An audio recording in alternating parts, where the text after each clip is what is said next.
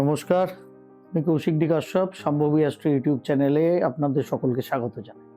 বছরের শেষে নতুন বছর মানে 2026 ইংরেজি বছরের সংখ্যাতত্ত্ব অনুযায়ী কীরকম যাবে, বছরটা যে জানুয়ারি মাস থেকে 1 তারিখ থেকে শুরু হয়েছে সেই সম্বন্ধে কেমন যাবে, তার কিছু ভিডিওস আপনারা দেখেছেন প্রচুর মানুষ, তার জন্য থ্যাংক ইউ আপনাদের। এই বছরের বলা যায় যে নতুন করে যাত্রা এই 2026-এর জন্য আমরা আজকের অনুষ্ঠান থেকে শুরু করলাম। সেই যাত্রায় আজকে আমাদের প্রথম যে এপিসোড সেটা হচ্ছে গত 17 তারিখ ফেব্রুয়ারি মাসের, আপনারা সকলেই জানেন বলয়গ্রাস সূর্যগ্রহণ হয়ে গেছে, যেটা ভারত থেকে দৃশ্য নয়। এরপরে 3 মার্চ চন্দ্রগ্রহণ হবে, তারপরে আবার অগস্ট মাসে এগেইন একটা সূর্যগ্রহণ এবং চন্দ্রগ্রহণ হবে। আমাদের ভারতবর্ষের মানুষদের জন্য একটাই সুখবর যে এই 2026 ইংরাজি বছরে যে কটি সূর্যগ্রহণ এবং চন্দ্রগ্রহণ হবে, অর্থাৎ 2টি সূর্যগ্রহণ 2টি চন্দ্রগ্রহণ, কোনোটাই ভারতবর্ষ থেকে দৃশ্য হবে না। এটা আমাদের জন্য মঙ্গলজনক। এবং সাধারণভাবে গ্রহণের পরিপ্রেক্ষিতে এই সম্ভবী অ্যাস্ট্রো পর্দায় আপনাদের কাছে বিভিন্ন অনুষ্ঠান করতে গিয়ে বলেছি যে সূর্যগ্রহণ বা চন্দ্রগ্রহণ পূর্ণগ্রাস হোক কিংবা আংশিক, যেভাবেই হোক না কেন, যে সমস্ত অঞ্চল থেকে সাধারণভাবে গ্রহণ পরিলক্ষিত হয় সেখানে প্রভাব 100% পড়ে। যেখান থেকে অর্থাৎ বিশ্বের যে জায়গাগুলো থেকে সেই গ্রহণগুলো পরিলক্ষিত হয় না সেখানে মোটের ওপর 25% ইফেক্ট থাকে। কিন্তু যেহেতু একটা অ্যাস্ট্রোনমিক্যাল ফেনোমেনা এবং আমাদের এই জোডিয়াক সিস্টেমে সূর্য এবং চন্দ্রগ্রহণ হয়, যার ফলে গ্লোবালি তার একটা ইম্প্যাক্ট আমরা কেউই কিন্তু ইগনোর করতে কখনোই পারি না। এই বিষয়ে একটা ছোট্ট কথা আপনাদের বলে রাখবো। এর আগে সূর্যগ্রহণ সম্বন্ধে বলার জন্য আপনাদের সামনে আসতে পারিনি, তার জন্য দুঃখিত। যদিও এই সূর্যগ্রহণ চন্দ্রগ্রহণ 3 মার্চ অবধি, গত বছরের সেপ্টেম্বর মাসের 7 তারিখ যখন চন্দ্রগ্রহণ হয়েছিল এবং তার পরবর্তী ক্ষেত্রে সূর্যগ্রহণ হয়েছিল, সেইখানে সম্ভবী অ্যাস্ট্রো দর্শক যারা শুনেছেন, যারা চোখ খোলা দর্শক, জ্যোতিষ মনস্ক দর্শক, বিশ্ব সংসারের কি হচ্ছে বুঝে নেওয়ার চেষ্টা করেন। কারণ বিশ্ব সংসারের চলাচলের ওপরেই আপনার আমার ব্যক্তিগত জীবনচর্চাও নির্ভর করে। যারা মনে করেন জ্যোতিষশাস্ত্রে সেগুলো জানা প্রয়োজনীয়তা আছে নিজেদের জীবনকে সমৃদ্ধ করার জন্য, নিজেদের জীবনকে সচেতন করার জন্য, সেই সমস্ত মানুষরা গত প্রায় অগস্ট মাসের শেষে, যেহেতু 7ই সেপ্টেম্বর 2025-এ চন্দ্রগ্রহণ ছিল, সেই সময় থেকে এই আজকে যে 3 মার্চের চন্দ্রগ্রহণ এই অবধি 4টে টোটাল গ্রহণ, 2টো সূর্য এবং 2টো চন্দ্রগ্রহণ হচ্ছে। সেই পরিপ্রেক্ষিতে কোন দেশের কি অবস্থা হবে, ওভারঅল গ্লোবাল সিনারিও কি হবে, সেই বিষয়ে আমার অনুষ্ঠান করে দেওয়াই ছিল। প্রচুর হাজার হাজার মানুষ শুনেছেন। যারা শোনেননি একটু পেছনে ফিরে গিয়ে সেই অনুষ্ঠান শুনে নেবেন, তাহলেই মোটামুটিভাবে বুঝতে পারবেন বিষয়গুলো কি। সেই প্রবাহ ধরেই তবুও 17ই ফেব্রুয়ারির অনুষ্ঠানটা আমরা করতে পারতাম, সময় অভাবে করতে পারিনি, তার জন্য মার্জনা চাইছি। কিন্তু 3 মার্চের যে চন্দ্রগ্রহণ আছে ভারতবর্ষ থেকে দৃশ্য নয়, সেটা করতে আপনাদের সামনে বসলাম, একটুখানি সময় বার করে নিই। তার কারণ হচ্ছে যে আপনারা কোনো গ্রহণ হওয়া মানেই আমার রাশি সাপেক্ষে সেই গ্রহণের ইম্প্যাক্ট কী হবে এটা আপনারা জানার চেষ্টা করেন, এবং সেটা জানার চেষ্টা করে যেটা আপনারা করেন, অনেকেই ভয়ে সন্ত্রস্ত হয়ে পড়েন। কি হয় এরকম একটা ভাব করেন।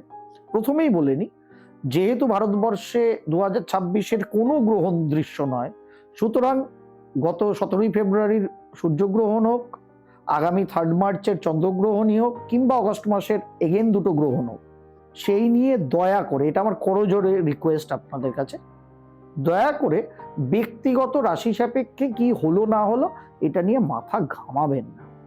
তা বলে কি ব্যক্তিগত রাশি সাপেক্ষে কোনো এফেক্ট নেই?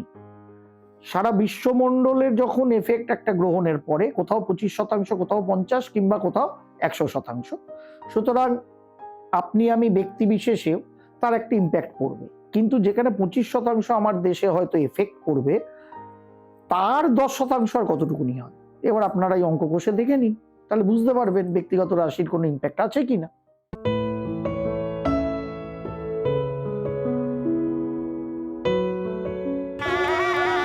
আপনারাও পেয়েছেন আপনাদের মনের মতন জীবনসঙ্গী শুধুমাত্র মাই সোলমেট ম্যাট্রিমনিতে। খুঁজে নিন তাকে যে বোঝে আপনাকে। আপনারাও আপনাদের পছন্দের জীবনসঙ্গী খুঁজে নিতে অবশ্যই লগ ইন করুন mysoulmate.co.in অথবা প্লে স্টোর থেকে ডাউনলোড করুন মাই সোলমেট ম্যাট্রিমনি অ্যাপ। খুঁজে নিন তাকে যে বোঝে আপনাকে।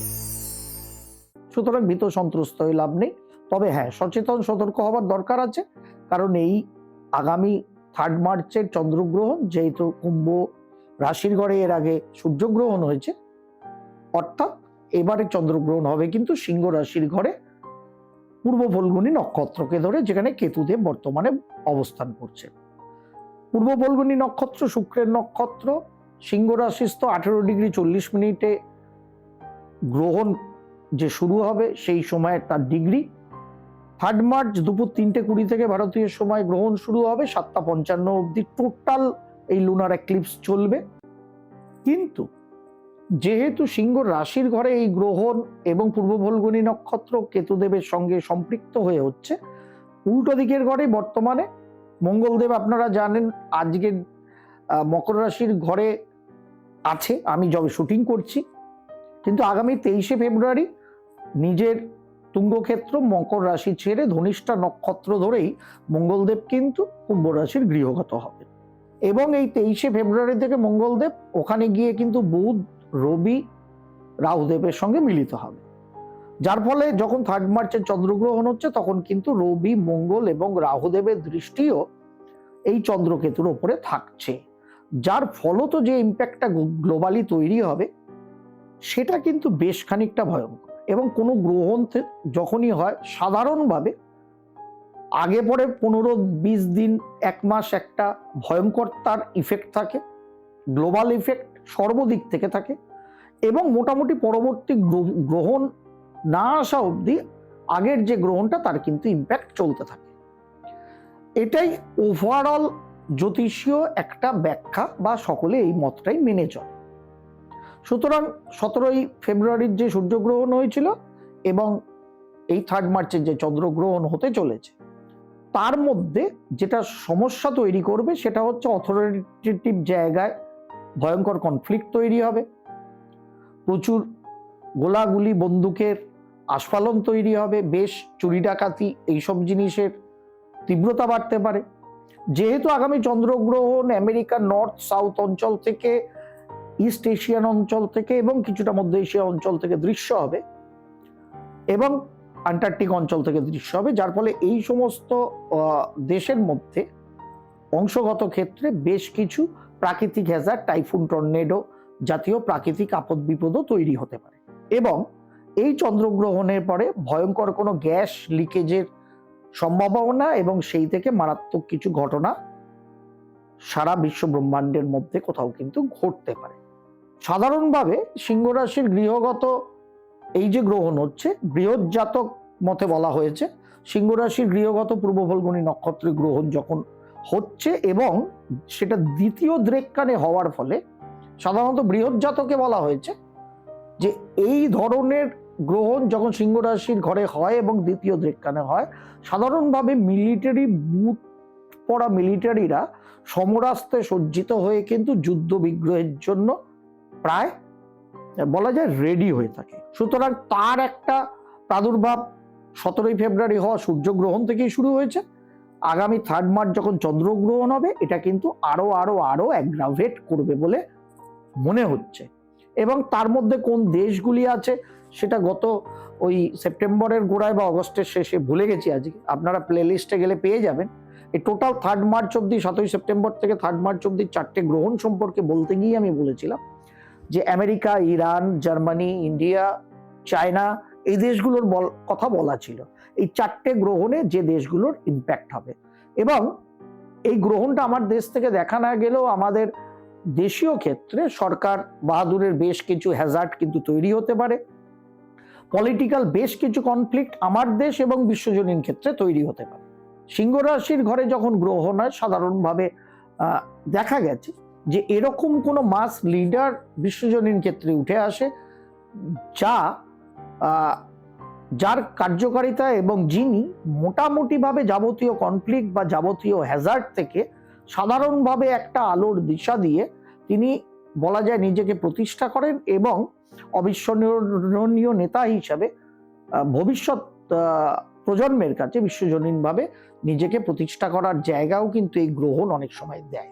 যেহেতু সিংহ রাশির ঘরটা নৈসর্গিক জোডিয়াকের 5th হাউস এবং আমার দেশে স্বাধীন ভারতের কুণ্ডলী অনুযায়ী 4th হাউস, যার ফলে সেখানে কিছু হ্যাজার্ড তৈরি হতে পারে।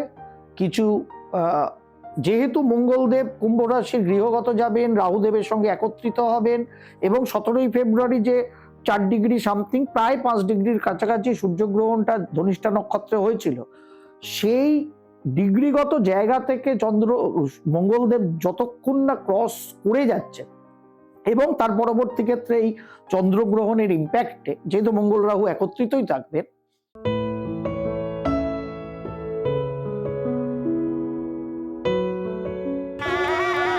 আপনারাও পেয়েছেন আপনাদের মনের মতন জীবনসঙ্গী শুধুমাত্র মাই সোলমেট ম্যাট্রিমনিতে। খুঁজে নিন তাকে যে বোঝে আপনাকে। আপনারাও আপনাদের পছন্দের জীবনসঙ্গী খুঁজে নিতে অবশ্যই লগ ইন করুন mysoulmate.co.in অথবা প্লে স্টোর থেকে ডাউনলোড করুন মাই সোলমেট ম্যাট্রিমনি অ্যাপ। খুঁজে নিন তাকে যে বোঝে আপনাকে।